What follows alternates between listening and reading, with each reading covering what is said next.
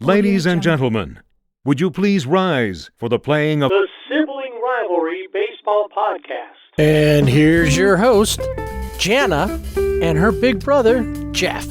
The Sibling Rivalry Baseball Podcast is in your ears. Wind up whatever device it is that you listen to us on so you don't run out of power.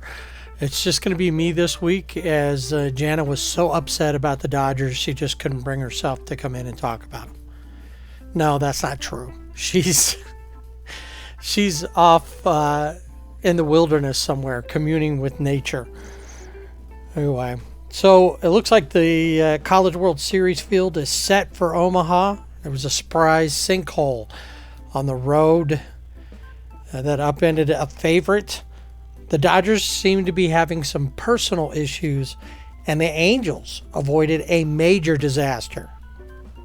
Plus, how about a scene from the movie War Games? It's all coming up on this episode of SRBB. We've been talking about the road to the College World Series, the Division I Baseball Championships. Who's going to Omaha? Well, we know now that's been set. The Super Regionals are all finished. And unlike the regionals, it's not a double elimination. You're playing a best of three versus the teams that won the other regionals. And then it goes to when you get to Omaha, then it becomes another double elimination. So let's start off with the biggest thing. Notre Dame is going to the College World Series at the expense of the number one ranked team in the nation. That's right, the Volunteers of Tennessee. They won one of the three. They had to go all three games, but Tennessee just couldn't pull it out. And the Irish, they were definitely the Fighting Irish, and they did not let up. They put their foot on the gas. Tennessee ends up with an overall record of 57-9, but no chance at the national title. Coming out of the Stanford region, Stanford, they made it, and they will be taking on surprising upset maker, maybe even a Cinderella story here, Arkansas. The Razorbacks will be finding their way to Omaha as well. And like I said, they'll take on Stanford. Two other SEC teams make it as well. Ole Miss, another surprise. They got past Southern Miss, and they'll go on. Auburn, the other SEC team, upset Oregon State pretty easily, it seemed like. It did take 3 games, but Oregon State seemed to be a team that was going to make their way through. Nope, Auburn took them out. We saw hop to the other side of the bracket. Oklahoma measuring up, trying to keep up with the women's team that made it to the Women's College World Series. They want to make it there as well. Well, they're there, and let's see if they can. They're pretty hot right now, on their way, and they'll be playing Texas A&M, an interconference rival, and then Texas will take on Notre Dame in that bracket, and that all starts up this next week, and I believe it starts on the 17th.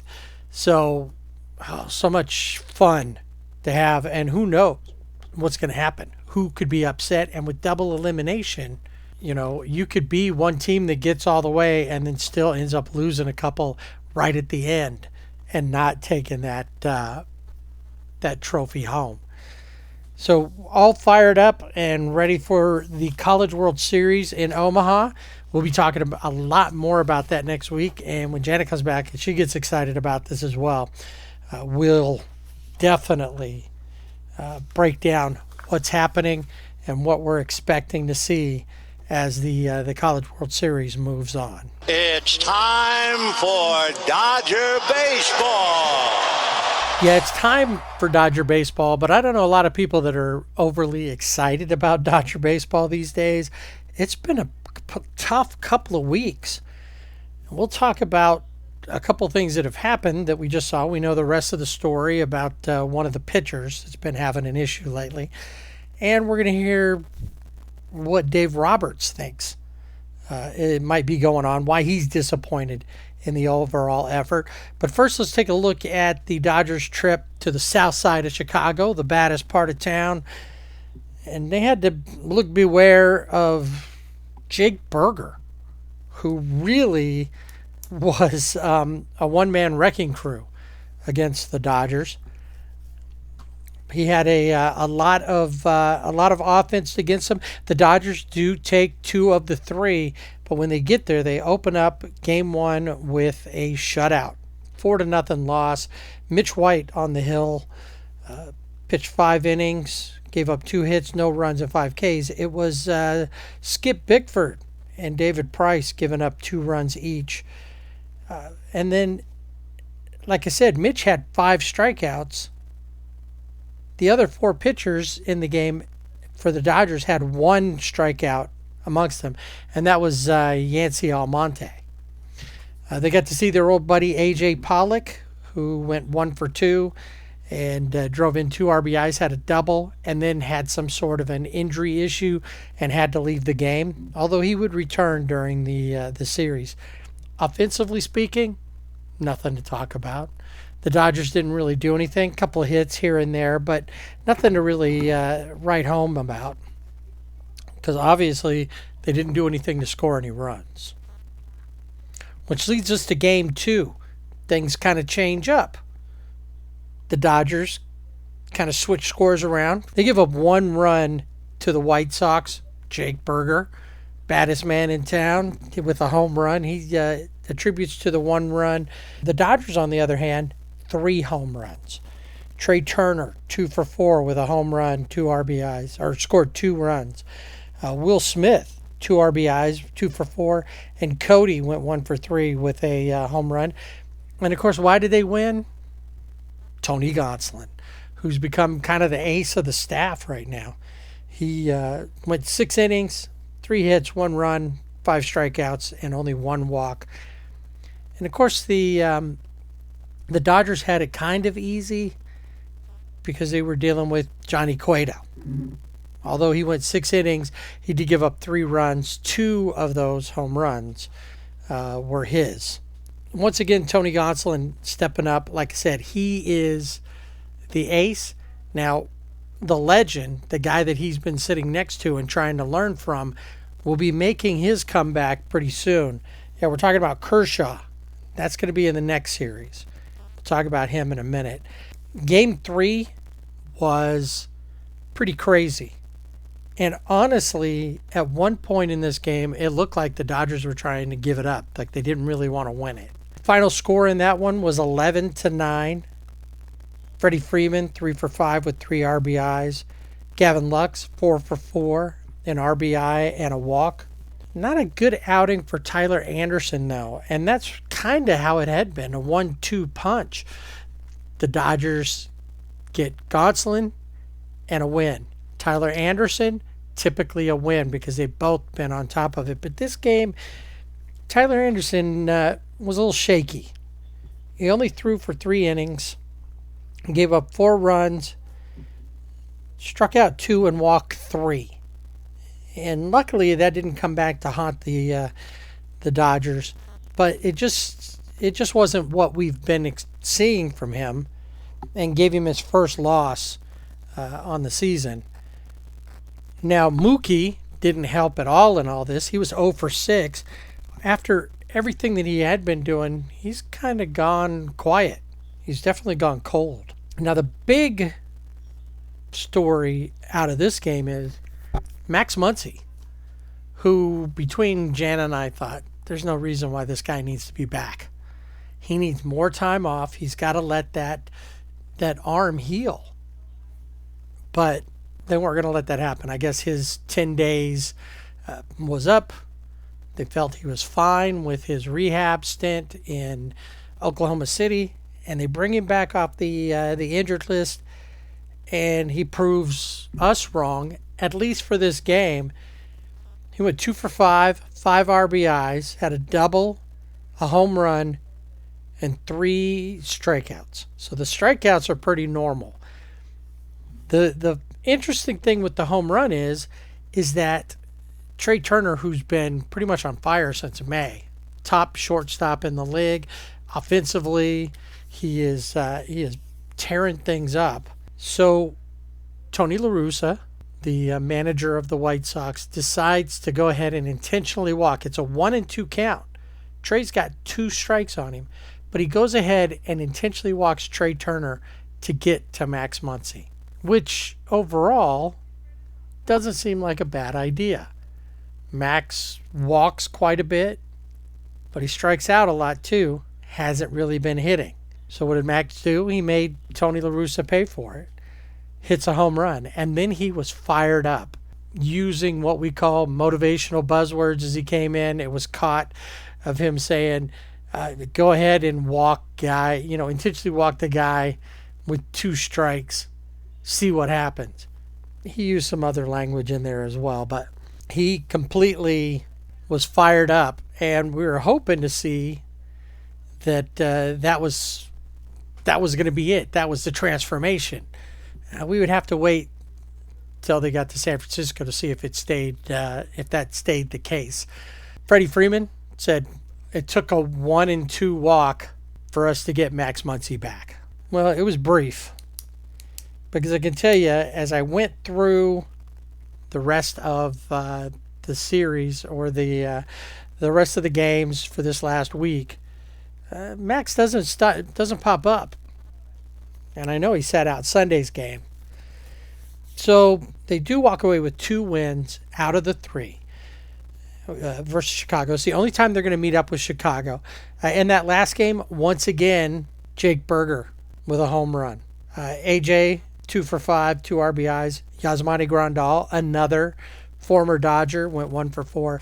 And Dylan Cease, who's been pretty much their ace, only went 4 2/3, gave up 6 hits, 6 runs. But it was at the end of that game that Vesia and Hudson seemed to try to give the game away, especially Hudson. They both gave up 2 runs each, but Hudson in the 9th gives up 2 singles, a walk, throws a wild pitch, another single before he gets a strikeout and a pop-up to end the game. But it just seemed like he was just falling apart. And I know that Dave was not happy with that, because he doesn't want to call on another reliever.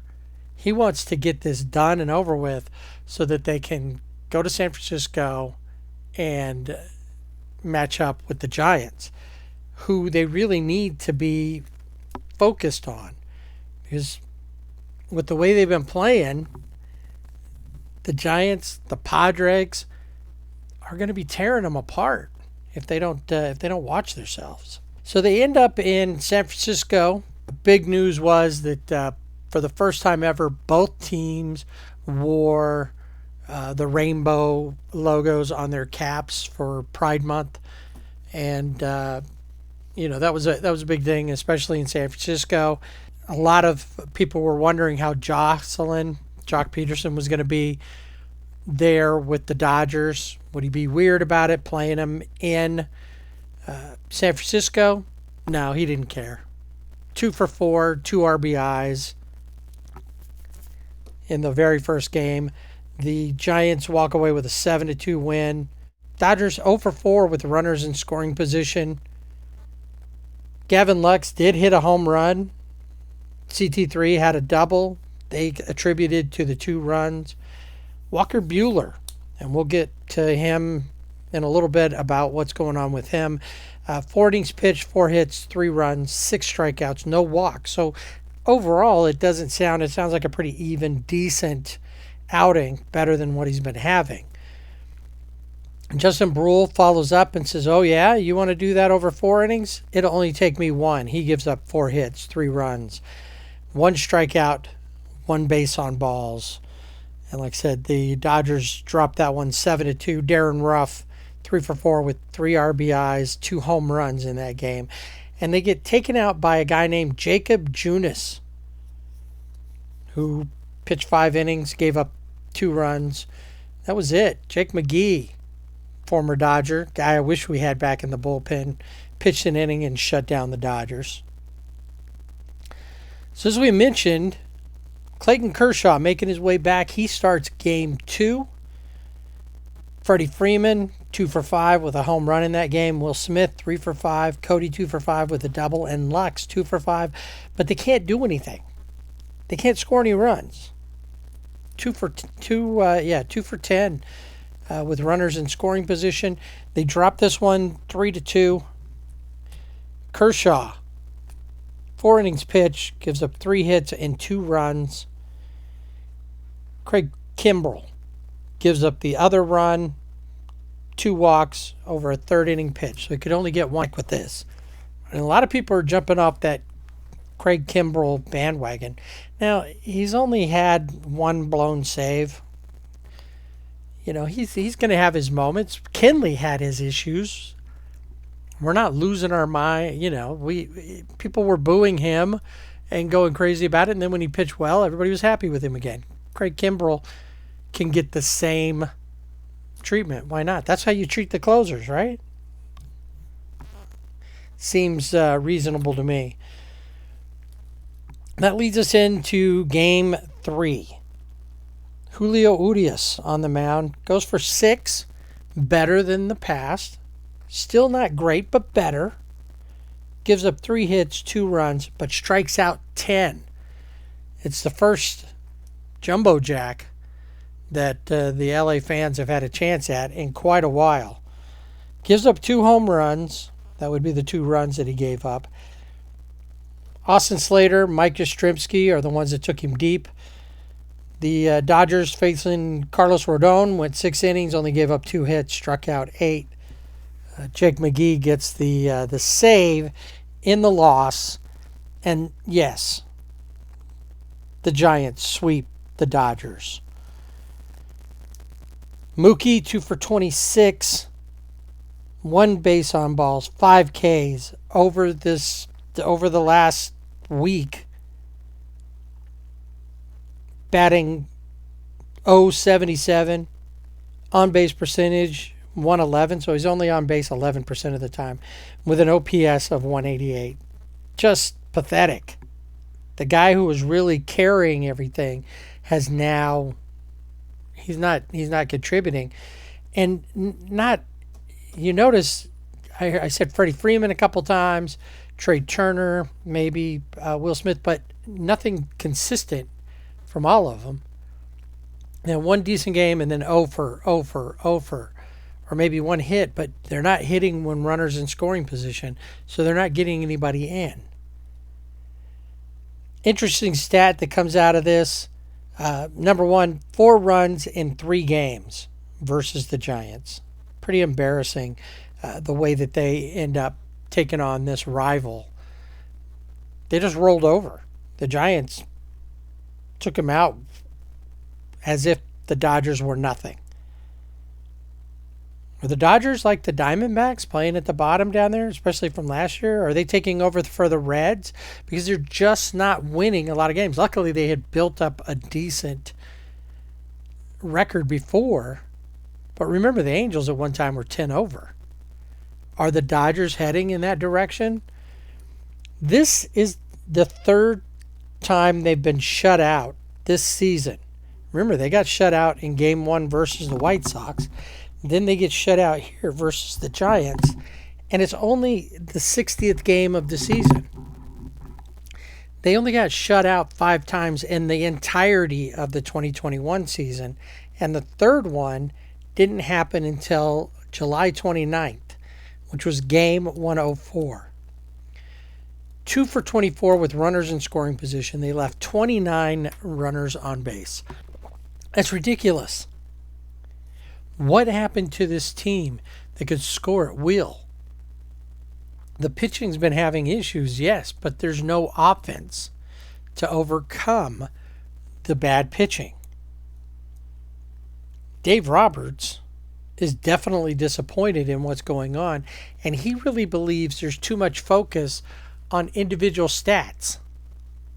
That a lot of the players, he didn't say who, but a lot of the players are just so focused on what they're doing individually that there's not the team concept going on, and you're not going to win individually. You might have some great personal stats. As a team, you're not going to win a lot of games if you're not playing together. So the Dodgers head back home from San Francisco, and they'll have 2 with the Angels, in the first part of the Freeway Series. And then they'll get ready for the unveiling of the Sandy Koufax statue, and the Cleveland Guardians will be coming to town for 3. The statue will be done on the Saturday night game. I really am looking forward to seeing that statue. I'm a huge fan of Sandy Koufax. He and I share a birthday, so that's very cool.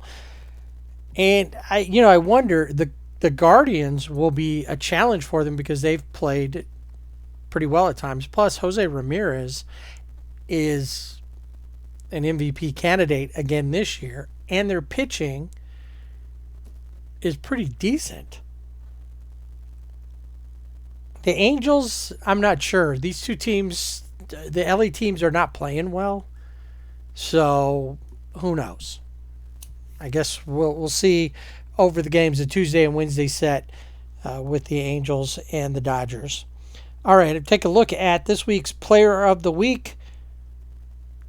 Well, I'm sure Jana would say nobody.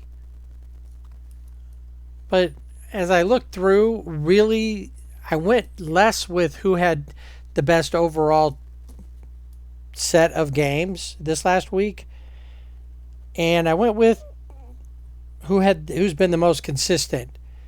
And so I'm going to give it to Tony Gonsolin, who Jana gave it to last week. His 6-inning pitch, 3 hits, 1 runs, 5 Ks, helped them get a win in Chicago, and kind of steadied everything. And he consistently, it was his 7th win of the season. So Tony Gonsolin gets the Player of the Week this week. Jana is just frustrated with how the Dodgers are playing. She's got some ideas about it, and she'll be back with us next week to share those ideas during the Dodger segment.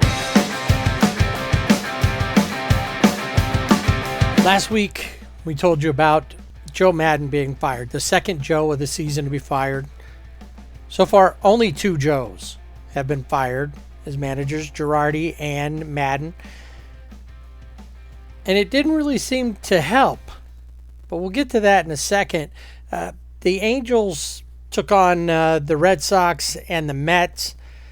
They dropped the first game 1-0. Now, Noah Syndergaard, who's had some bad outings recently, not too bad. 6 innings pitched, only gave up 5 hits and 1 run, but struck out 3. He's not striking out a lot of players. They only managed 3 hits in this game. Matt Duffy, Shohei Ohtani, and Mike Trout. Boom, boom, boom. They were 1, 2, 3 in the lineup. They each got a hit, but that was it. They couldn't score any runs. Pretty much Michael Wacha, who pitched a complete game, only gave up those 3 hits, struck out 6 and 1 walk. He pretty much was in control of the game. The Angels really couldn't do anything against him. So you move on to game number 2. And that was Tuesday night. And that morning, the Angels fired Joe Maddon. Now, in a second, I'll tell you. Now, I don't think Joe Maddon was the problem in all of this. And honestly, a lot of the players didn't really say that it was his fault either. And I'll talk more about that in a second also. And I'll tell you what Joe Maddon was doing, trying to get his team out of this funk. So this game goes into innings. So there's something to be kind of excited about.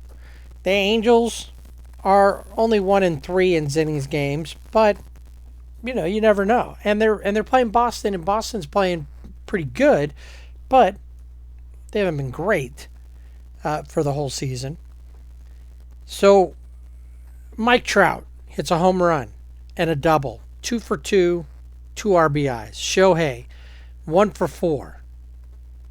Part of the problem here, Mike Trout, after the double, pulls into second base, limping, kind of strained. You can see him grimacing. It turns out he's got a groin issue, and they pull him out. Joe Adell takes his spot for the rest of the game, comes in as a pinch runner. But for whatever happens, they can't really get anything else going, and they end up losing it 6-5 in innings. They scored 4 runs in the first 3 innings, 1 in the 5th.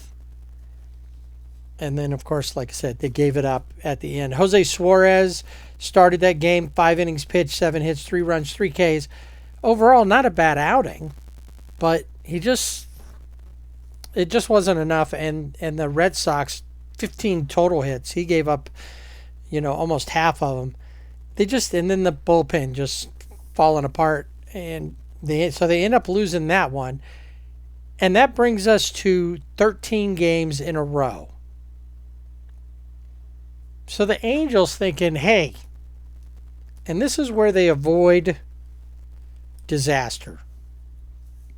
And once again, I'll tell you a little more about that in a second. They decide to make some changes with walk-up music. But that probably wasn't that good of an idea. Before I tell you what they did there, I'll tell you, they lost. 14th straight loss. 1-0. They had 7 hits. Errors by Captain Jack Mayfield and Tyler Wade didn't help them. Reed Detmers went 4 1/3 innings, gave up 3 hits, no runs, so not bad. But Jimmy Herget, who had been the solid piece, is now joined in with the rest of his bullpen mates and is just falling apart. He can't seem to keep things together. It was Bobby Dahlbeck who had a double RBI double, drove him in. Now, here's where they avoid disaster. Somebody's brilliant idea was to try to shake things up, was instead of the players' usual walk-up music, all the players were going to walk up to Nickleback songs. Afterwards, everybody was talking about it. It was crazy. Even Nickleback posted something, but they talked about hockey as opposed to baseball, which was kind of funny on their part. But they avoid disaster by the fact that they didn't win. Because imagine if they had won, they would have had to stay with Nickleback walk-up songs the rest of the season or until they lost. Talk about disaster. It would have been terrible. I couldn't have even gone to a game till that ended. Well, lucky for them, lucky for all of us, they lost that game and no Nickelback walk-up music for the next night. They have to try something else. Well, it seemed like the Angels just got tired of losing. And in the 4th game of the set with the Red Sox, they sent Shohei to the mound. He pitched 7 innings, gave up 4 hits and 1 run, while hitting a home run, scoring 2 runs, went 2 for 4 and drove in 2 RBIs. Squid, Andrew Velasquez, 1 for 4, 3 RBIs, thanks to a home run he hit, 3-run homer. And then even Joe Adell helped out, 2 for 2 in that game. The Angels break the 14-game losing streak and win it 5-2.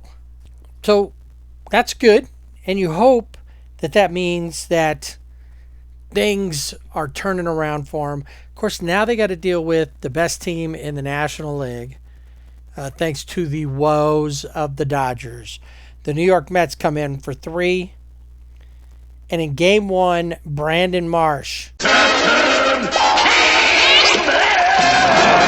2 home runs, 3 for 4, 3 RBIs. Jared Walsh, 2 for 4. Nope, they didn't win. Jonathan Diaz pitched an inning and 2/3, gave up 5 hits and 3 runs.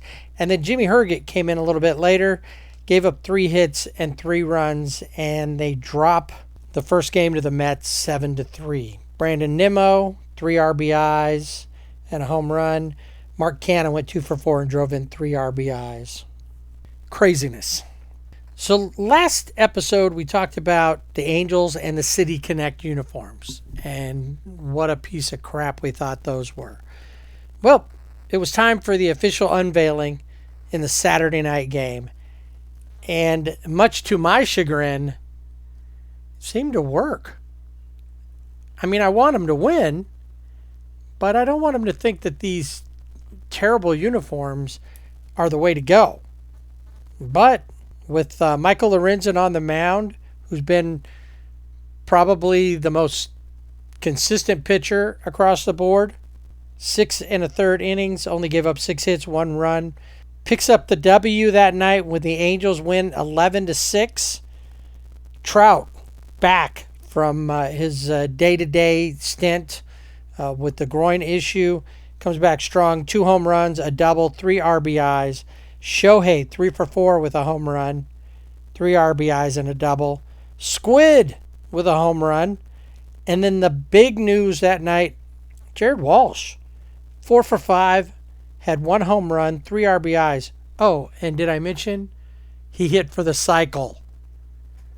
And he's done that before, but once again, so it was high powered, 11-6. Pete Alonso helped out the Mets with a home run, went 1 for 4. It was Carlos Cookie Carrasco who had some issues, only 4 2/3, gave up 9 hits, 5 runs, 2 home runs, and but did strike out 7. Now, as the game went deeper in and the Angels had a fairly decent lead, Oliver Ortega comes in, gives up the home run to Pete Alonso, and then lets the Mets score 4 runs in the 9th. It was 11-2. And then he let them, in the top of the 9th, score 4 runs. 11-6 is what that ends up, because Ortega couldn't just come in and shut him down. Trying to give it away. I was getting worried about that. It was fun to watch until then. What are you going to do? There's something about the bullpen. Now, we've seen a couple of things where Tepera had an okay outing. Aaron Loop, okay. Raisel Iglesias. But they've had more bad than good so far. So, we need, the Angels need them to get it together. To figure out what it is that's in everybody's head that's causing this issue. Final game, wrap-up game of the 3 with the Mets. Another good start for Brandon Marsh. He went 2 for 3, had a double.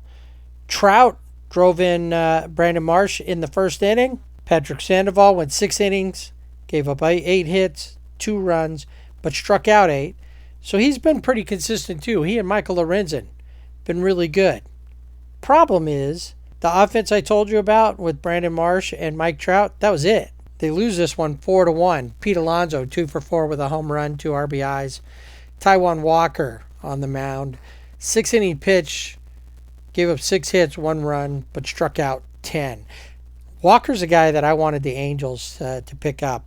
And it seems like, I think Walker didn't want to come there. I think he wanted to be a Met. Nothing much you could do about that. But so they go ahead and they lose that one and the series to the Mets. Now, had they not had such a long losing streak, it probably wouldn't have been such a bad thing. On the other side of things, the silver lining is that they lost in the City Connects. So maybe they got to find something else. So they're 1-1 in the City Connects. They're 4-10 in 1-run games, 2-10 in June. And right now they're only in 3rd place. The Mariners are in 4th. The A's are in 5th. As long as they don't continue to slide, they're going to be okay. Of course, they got the Mariners coming up. We'll talk about that in a second. Now, we talked about Joe Maddon getting fired. The sad part about it is he had gone, and in a way to kind of shake things up, show them that he was on their side and wanted to get them fired up, Maddon went and got a mohawk. And unfortunately, he got fired right after the mohawk and before the players could see it. But he was trying everything he could to help the team, to stop the losing streak. And all the players, the main players, Trout, Shohei, Jared Walsh, all these guys all said, this was on us. We're not getting it done. Shohei was like, thanks to Joe for everything. He's taught me so much. Those guys aren't saying Joe Maddon was the problem. They said, there's something with us. that we're just not putting it together. And you see the efforts out there, but there's not one concerted effort. Like we saw in a couple of the games where they won, you saw the whole team finally kind of come together and put it all together and get the win. That's what we were seeing before. And I think, like we talked about with the Dodgers before, I don't think these guys are so much looking at personal stats, but I think they've lost that idea of fun. And that's what they were having when they were winning. Winning is fun. But baseball itself is fun, and they need to get over whatever and realize that we just want to have a good time doing it. That's why I don't think Joe Madden was the problem. Now it all falls on Perry Manassian. Where does he go now? A lot of talk now, Phil Nevin's the guy. He's doing things differently because he's doing them his way. He's been a minor league manager before, a coach, a player. He's got a different perspective. Can he do something right now? He just has 2 wins under his belt, but he's got more losses. So the Angels are going to go, as we talked about before, they're going to be playing the Dodgers Freeway Series, the first part of it, for 2. And then they head up to Seattle. And this will be the first meeting with the Mariners this season. They were supposed to open, but that was part of that week. They got canceled with the lockout. So they're going to play 5 games up there. They had a 4-game set, and they're doing a doubleheader. So the doubleheader will be on Saturday. So they'll get 5 games out of the way against a team that right now has a worse record than they do. But can they open the door to let Seattle pass them?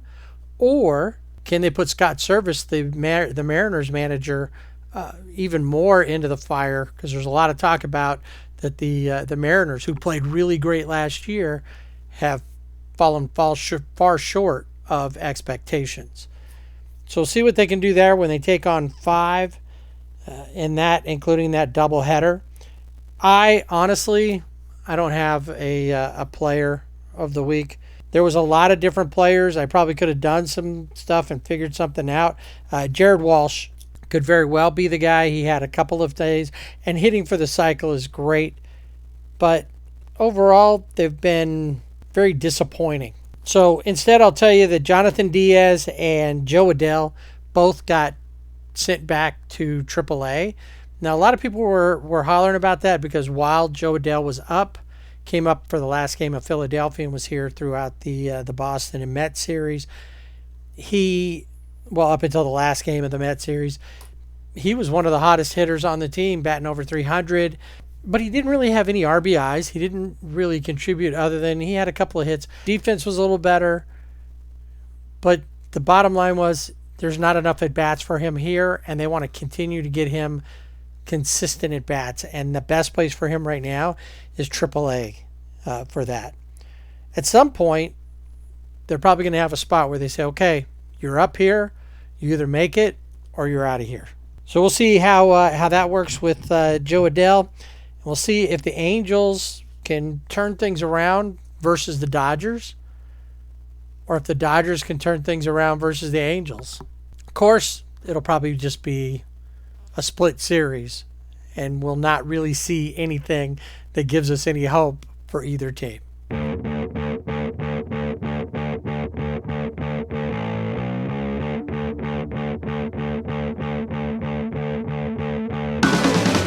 All right, let's put on our 360 goggles and take a look around baseball.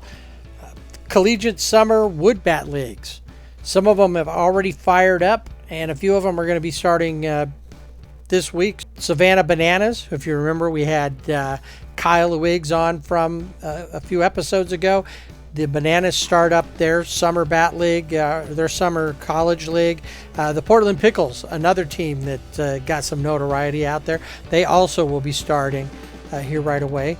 The Carolina Disco Turkeys have played a few games since they started out on Memorial Day. They finally got a couple of wins over the Statesville Owls and the Morrisville Raptors, and they'll continue on through the summer. the Alaska Baseball League, and you can find them on alaskabaseballleague.org. Let me go back. Savannah Bananas is thesavannahbananas.com and discoturkeys.com if you want to check them out. And I think Portland Pickles is portlandpickles.com also. So up in Alaska, the summer league there, the Matsu Miners are 5-0 to start off play in the Alaska Baseball League. The Anchorage Bucks 2-3. There's 5 teams there. Everybody other than Matsu are losing records, but it'll all even out probably through the year or through the rest of their season. Now let's take a look at the MLB Players of the Week. For the AL, it's Byron Buxton from the Twins. It's the second time he's gotten the award, and the first time since 2017. So he's had a long layoff. This week he batted .333, 5 home runs, 7 RBIs, 8 runs scored. He had a homer in 3 straight games, including back-to-back multi-homer games. I just learned something interesting about him. He's been in the league for 8 years. He's never been an all-star before. He's definitely working towards that this year. Twins fans, you need to get out there and vote for Byron Buxton to be an all-star. For the National League Player of the Week, it's a rookie from the Cincinnati Reds. It's Hunter Green. It's a kid that was throwing like over 100 miles an hour, like consistently, versus the Dodgers and all along so far in his short career. Over the last week, he threw 12 innings for an ERA of 0.75. His whip, walk hits per innings pitched, 0.42. 15 strikeouts to 2 walks. And shut out the Diamondbacks for his first ever shutout thanks to a weather issue that ended the game at 7 innings. He struck out 8 and walked none in that game. It's about time to spin the wheel of IL. News from the Mets. Jacob deGrom, Max Scherzer are both in bullpen sessions and getting ready to head out to do rehab starts. So it looks like maybe by the end of June, early July, they're taking it real easy with deGrom. Scherzer is a little farther along, but they're expecting them back soon. And imagine how good the pitching's been overall for the Mets without them. What's it going to be like when they're both back? The Mets players are excited to have these guys back and on their side. All right, let me reach down and give this thing a spin so we can take a look at the wheel of IL.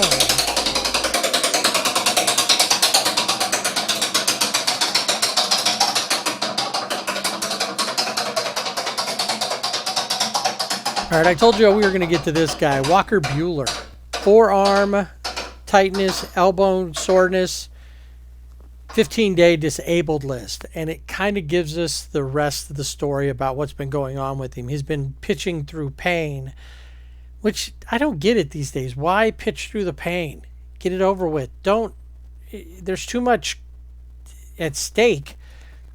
Get it fixed or take the break. Let them know that, you're not going to lose your job over it. You're certainly not going to lose money over it. So the problem now is, though, when you have forearm and elbow issues like that, that usually means you're heading towards probably Tommy John surgery. And that would mean Walker Buehler's out pretty much for the rest of this year and primarily all of next year, give or take. Nick Ahmad, shortstop from the D-backs on the 10-game IL or longer. He's out till mid-September with a shoulder injury, so more like the 60-day. Ozzie Albies out with a foot injury. Matt Barnes, pitcher from Boston, has got a shoulder issue. Yasmani Grandal, who the Dodgers just saw in Chicago, their catcher and former Dodger, back issues popped up, 10-day disabled list. Another player that the Dodgers just saw, Jake Junis. He'll be out 4 to 6 weeks with a grade 2 hamstring strain. Colton Wong from the Brewers, calf strain. He's on the 10-day. Marcus Stroman hits the 15-day IL with a shoulder issue. From the COVID wheel, which is 10-day IL, Glenn Otto, Mitch Garver, their catcher, and Steele Walker from the Rangers, all on there. Mike Clevenger, pitcher from the Padres, along with Adrian Morejon, both on the COVID IL. And then Daz Cameron from Detroit has joined them. A couple of weeks ago, we talked about Robinson Cano and that he was going to be DFA'd from the Padres. It looks like he took the assignment to El Paso, their AAA team. And funny enough, he's going to wear a SpongeBob jersey, themed jersey, for his first time back in the minors since 2005 that wasn't a rehab assignment. So he took it, realized that maybe that's where he needs to go. He still wants to play, apparently. So we'll see how that works out. Now, I mentioned war games earlier, and remember there's a point where the computer Joshua says, "Do you want to play a game?" And Matthew Broderick's character does, and they're trying to get it to run through because it's running through the simulations, and they're playing tic-tac-toe. And it just, it all goes crazy. It gets frantic, about to launch nuclear weapons all over the world. And instead, disaster averted because it was just running a simulation. Well, Joe Musgrove decided he wanted to play a game without the stakes being as high. But his former Pirate teammate was matching up against him as the Padres took on the Rockies, Chad Kuhl. And Joe went out in the first inning, drew the tic-tac-toe square, put an X in one of the corners. Chad Kuhl came out, saw that, put an O in the middle, and they went on with the game over the next few innings. It looks like Joe Musgrove must have won it. But that was kind of fun, and just to catch up with an old friend and a former staff mate with the Pirates. To me, that's kind of cool because you reach out. There's some fun in that. It kind of takes some tension away probably for both of them, and it makes the whole game just a little bit more fun. Speaking of Padres, Manny Machado, who has been on fire this season. As much as I can't stand him after what happened with him with the Dodgers, he has been quietly doing his thing. And luckily for the Dodgers, they haven't had to deal with him a whole lot so far this season. They're going to run into it, though, here before long. But he's unhappy because no teams have been having farewell celebrations for Albert Pujols, who is retiring at the end of the season. This is a guy that's holding all kinds of records. He's high up on the list. If he can get going and hit another 15 or home runs or so, he'll hit 700, which would be pretty incredible. Not sure that he will, but Manny wants all the teams, so I'm sure San Diego is probably going to have to do something when the Cardinals come into play, which is more towards the end of the season. So I'm sure that he's going to push the Padres to do something. And he wants all the other teams to start remembering this is it. You're never going to see Albert Pujols playing on your field again. And I fully agree with him. There should be a farewell tour for him, Yadi Molina, but especially Albert, who was a legend and a first ballot Hall of Famer. Kind of little funny stuff on Twitter. The Cubs posted a thing with a video of their player catching a long fly ball at the wall versus the Yankees, and said something to the effect of, Yankees fans think every fly ball is a home run.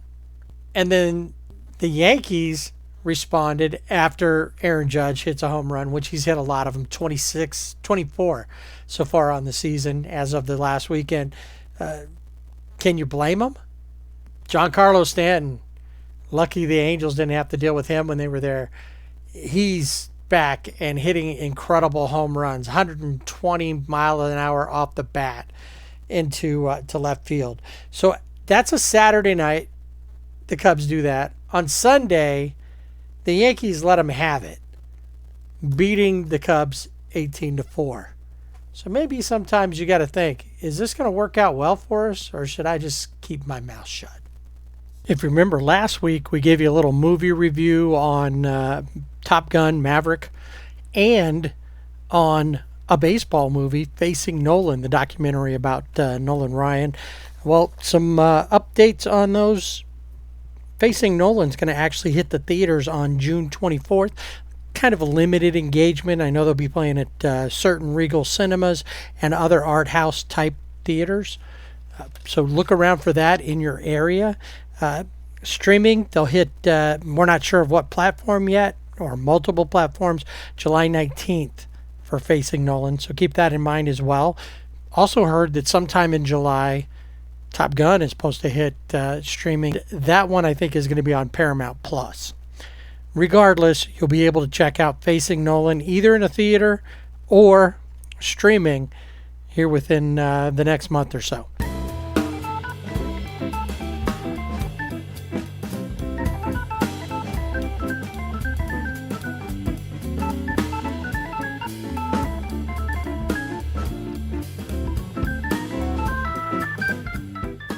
All right, that's going to wrap everything up for this edition of the Sibling Rivalry Baseball Podcast. Jana will be back next week, and we will go and talk once again. She's got a lot of issues with the Dodgers, and I think she has a theory of what's causing everything. So she'll be back to talk about that. We'll see if the Angels can get some wins versus the Dodgers and how they fare versus Seattle. And we'll take another look at the Wheel of IL. Remember, you can find us on Twitter at Sibling Rivalry BB without the A, Facebook and Instagram at Sibling Rivalry BB with the A, and our website is siblingrivalrybb.com. Have a good week. We'll talk to you next time, and don't forget to swing away.